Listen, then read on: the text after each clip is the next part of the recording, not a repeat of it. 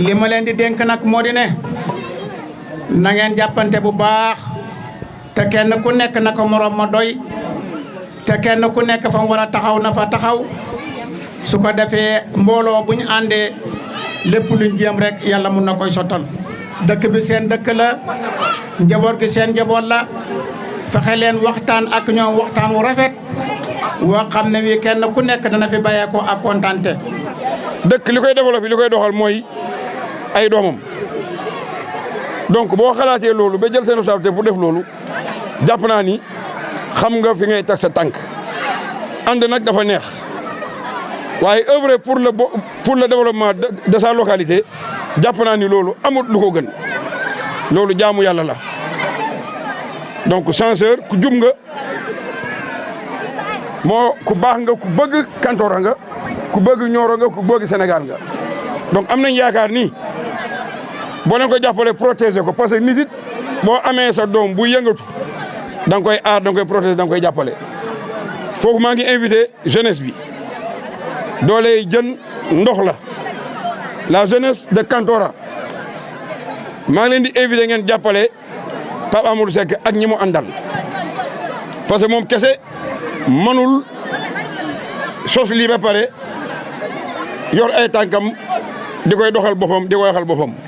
donc dafa am mbooloo bi mu soxla une masse critique une masse engagée responsable bu bëgg développement dëkk bi donc jàpp naa ni loolu lu am solo la ngeen protéger Pape Amadou Seck ngeen ànd doon ay nawle ànd si dëgg ñu ñeme waxante de parce que réew mi aduna bi dafa changé léegi il faut que nit ñi xam ko boo amee ndaw bu jub bu nekk sa dëkk kii dafa jub mën naa wax ci moom loolu ku jub la te loolu yombul ci dëkk ku jub loolu mandarga la loolu jagle la yàlla moo koy jagleel nit jàng na alxuraan baxara be naa si mën na wax lu ne si alxuraan ci jubut njub nag jikko la njub nag mandarga ku baax la njub nag mandarga ku yàlla dimbale la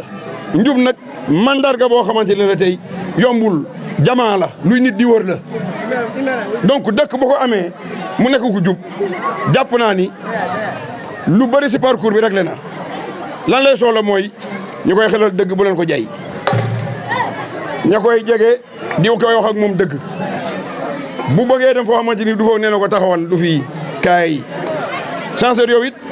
sa dëkk ni ko doon defee yokk ko waxtaanal waa dëkk bi seetal liñ soxla nga ànd ak waa dëkk bi nga def ak waa dëkk bi. leneen lu ñu fi dajale mooy lancement mouvement politique boo xam ne ñu ngi ko tuddee MPRD muy mouvement patriotique pour le rassemblement et le développement. mouvement mooy mbooloo mu daje góor ak jigéen mag ak ndaw patriotique képp koo xam ne développement sa gox da laa ñor képp koo xam ne développement sa dëkk da laa ñor. képp koo xam ne développement sa réew da laa ñor nga jóg parce que yéen xar sa tàmp duwéy di ci ñàkk suba ak ngoon guddeeg bëccëg mun nañ la wooyee patriote. rassemblement mooy ñu booloo dajaloo nekk benn ci liggéey boobu noonu développement suñ booloowe takkatoo nekk benn liggéey incha allah dinañ mën a développer suñu gox kon loolu mooy mbébétu mouvement bi nga xam ne ni moom lañ lancé fii ci Kantoora. waaye liggéey boobu pour ñu mun koo def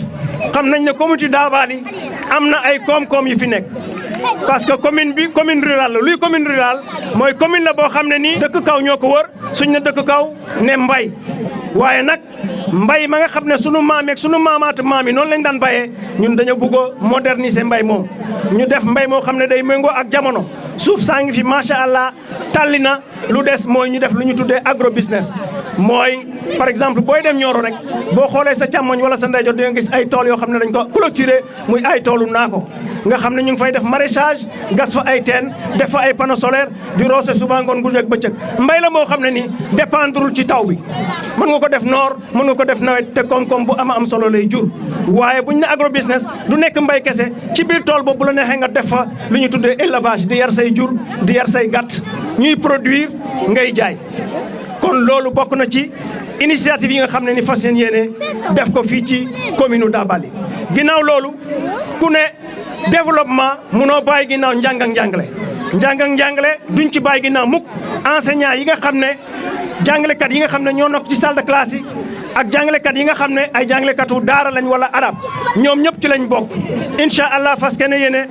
jàppale leen liggéey ak ñoom defal leen ay formation jox leen ay équipement may matériel boo xam ne nii ñoom dañ koy soxla ay jumtuwaay yoo xam ne dañ koy soxla si seen wàllu njàngale loolu day tax ku ñu jàngal nga gën a xam ku ñu jàngal nga tekki ci njàng moom ñu lay jàngal duñ yem ci lool waaye élèves yi nga xam ne dañuy jàng également muy dongo yi dinañ leen dimbale nu ñu leen di dimbalee mooy ku ne xam na ne réew mi neexatul léegi kon waaye jur il faut ñu leen di jàppale ci seen fourniture yi doom ci ay sac ay kay élèves yi di jàngee waaye également ñu dimbale leen ci ay neexal yoo xam ne loolu da leen di sawarloo ba bu ëllëgee boo leen waxee jóg leen dem jàngi ñu sawar a dem jàngi bi loolu weesoo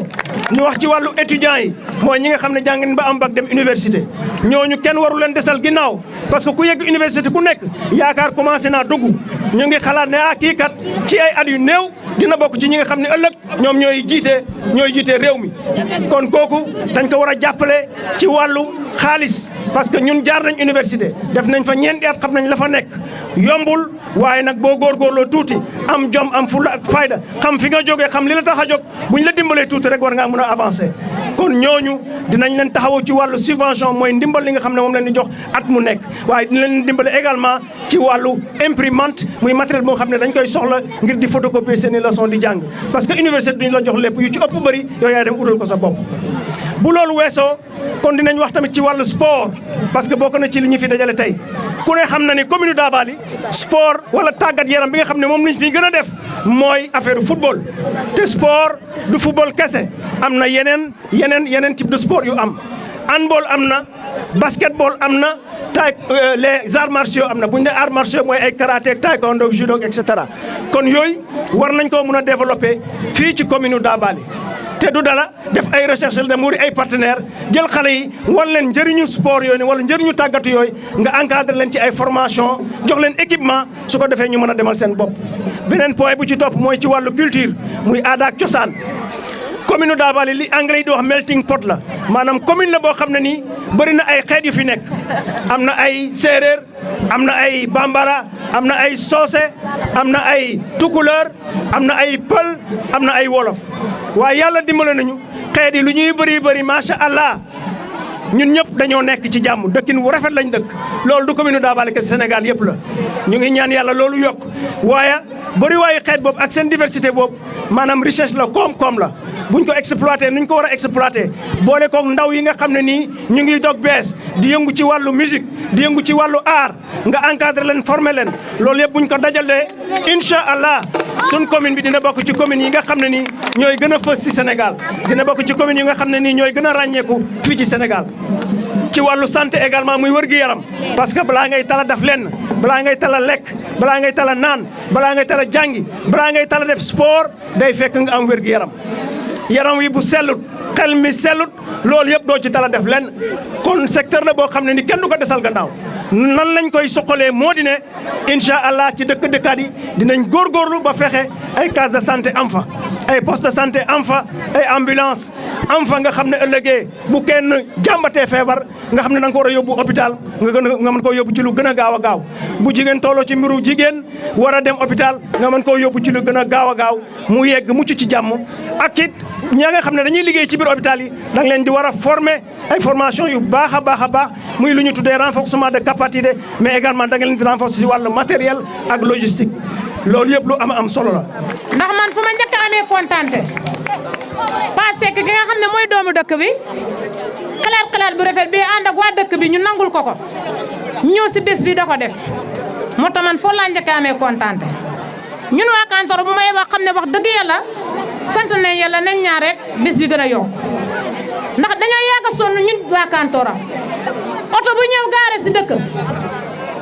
bu oto bi gaaree ñëpp dinañ génn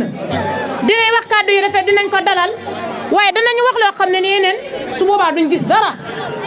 te loolu nag léegi ñun see bëgg a sonn nag kon nag buñ demee ba xam ne doomi dëkk bi moo bëgg a def lii lu baax si dëkk bi war nañ see am kontante bu baax a baax a baax a baax bëgg nañ ku ñu jàppale bëgg nañ ku ñu soqale ndax dañoo nekkoon si pax te bu fekkee dañoo nekkoon si pax gis koo xam ne nii teen daf koo gas ba mu am ndox mu bëgg ñëw duyal si baa yëkkatuñu si kaw kon dañ kaa war a jàppale bu baax a baax a baax a baax waaw si kàddu jigéen ñi ñëpp laaj laay waxee bëgg nañ ko ñu jàppale ndax ñun waa Kantoro dañoo sonn si dige danaa rek ku ndikk ñu ànd ak yow te gisuñ dara loolu léegi dañ see bëgg a sonn waaye yaakaar naa ne gannaaw Pa Amadou Seck xam ne moo doomi dëkk bi sant nañ yàlla te am nañ yaakaar si moom ak ñi mu àndal. Aujourd'hui, nous sommes rassemblés pour soutenir un fils de notre village, un frère courageux et responsable, Pape Amadou Seck, qui a pris la décision de s'engager en politique pour servir notre village Kantoro Diassé et toute la commune de Dabali. Ce n'est pas un engagement pour lui-même, mais un engagement pour nous tous, pour le bien de notre communauté. Son ambition est celle du service, de l'écoute et du progrès. Son combat n'est pas dirigé vers quelqu'un. Il est pour l'unité, la dignité et l'avenir de notre village et de notre commune. Pape Amadou Seck a une vision claire pour notre communauté, une politique de proximité, une écoute attentive des populations, la valorisation des femmes et des jeunes, le respect des valeurs traditionnelles et le développement de notre localité. Son engagement est fondé sur le travail, le dialogue et la justice sociale. Il veut construire avec nous un avenir meilleur où chacun a sa place, où chacun peut contribuer au progrès de Kantoro Diassé et de la commune de Dabali. À toi, Pape Amadou Seck, nous disons avec force et conviction, nous croyons en toi, nous t'encourageons et nous te souhaitons plein succès dans cette mission. Ta détermination, ton courage et ta loyauté sont un exemple pour nous tous. La jeunesse de Kantoro Diassé est debout, prête à t'accompagner, à se mobiliser et à défendre ce projet partout. Nous te le disons clairement. Nous ne te laisserons jamais seul dans ce combat. Chers habitants, ce projet n'est pas seulement celui d'un homme, c'est le projet de tout un village, c'est le projet de l'unité, de la cohésion sociale et du développement. Un village uni avance, un village divise recule. Aujourd'hui, nous choisissons l'unité, aujourd'hui, nous choisissons l'action, aujourd'hui, nous choisissons l'avenir. Cet engagement s'est traduit par des actes concrets. En tant que parrain du final, Pape Amadou Seck a choisi le jour de la finale pour poser des gestes forts, faisant de cet événement le point de départ symbolique et officiel de son entrée. À travers ce parrainage, il a voulu soutenir la jeunesse, promouvoir le sport et démontrer que sa vision politique commence sur le terrain par des actions utiles et visibles. Dont offert par le parrain Pape Amadou Seck, une enveloppe de 50 000 destinée aux 2 équipes finalistes, un ballon pour la jeunesse, des récompenses pour le meilleur joueur du tournoi, des récompenses pour le meilleur buteur du tournoi,